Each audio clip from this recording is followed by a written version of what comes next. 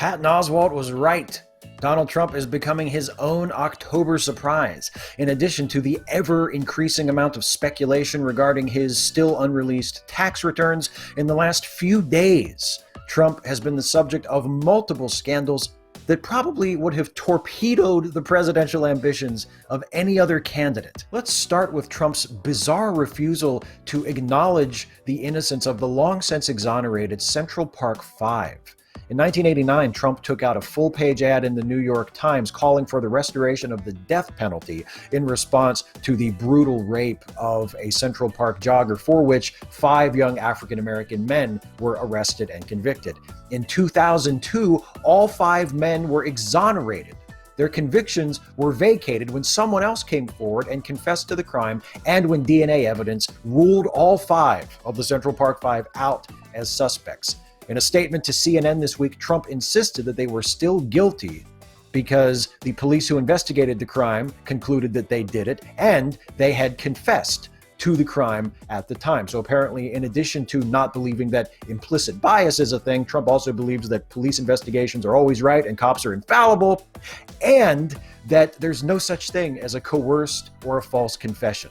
Now, these next 2 stories are connected to each other. So first, let's talk about how on Thursday, Trump offered as an excuse for his decades of publicly shaming and insulting and denigrating women, the fact that he is apparently an entertainer. Well, Donald, why didn't you say that in the first place? You mean to say that all these years you've been demeaning women for our entertainment? Well, in that case, all is forgiven. That's apparently the reaction he was expecting from us.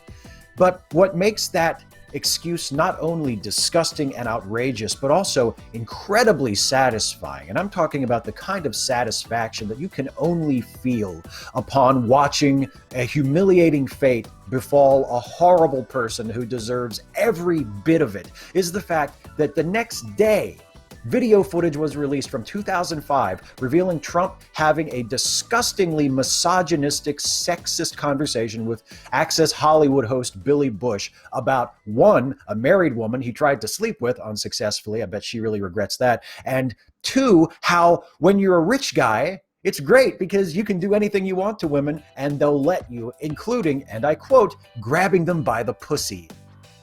Potential President of the United States, Donald Trump. And what makes it even better is when they get off the tour bus where they've been supposedly privately talking, they meet one of the women that Trump and Billy Bush were talking about, and Billy suggests that Trump give her a nice hug, because why not show us what a scumbag Billy Bush is too while you're at it?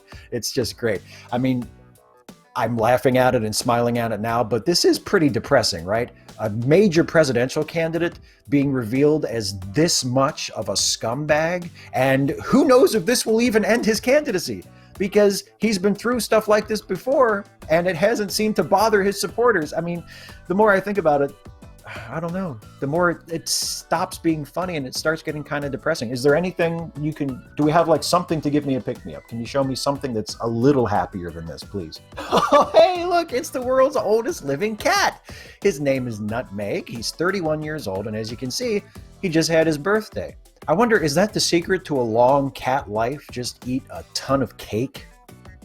If so, my cat will be very happy to hear that. I wonder how Nutmeg feels about the Donald Trump presidential campaign. Right there with you, kitty. Right there with you.